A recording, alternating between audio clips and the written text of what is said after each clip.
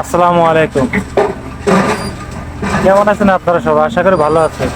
বর্তমান সময়ে বাংলাদেশের অবস্থা বেশি ভালো না। ভাই কি বলবো ভাই, আবার নেটওয়ার্ক করতেছেন আপনারা। কি এমন মজা পান একটু বলেন।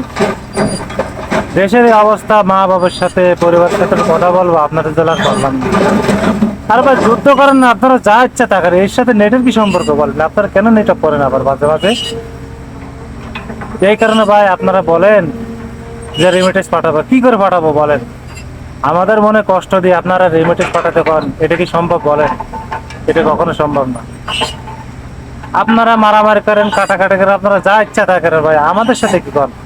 আপনারা যা রেমিটেন্স পাঠাতে বলেন, কি হিসাবে পাঠাবো?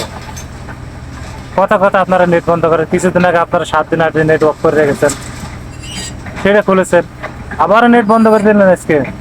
এটা কিন্তু ঠিক করলেন না ভাই। কি বলবো আর, কিচ্ছু বলার নেই।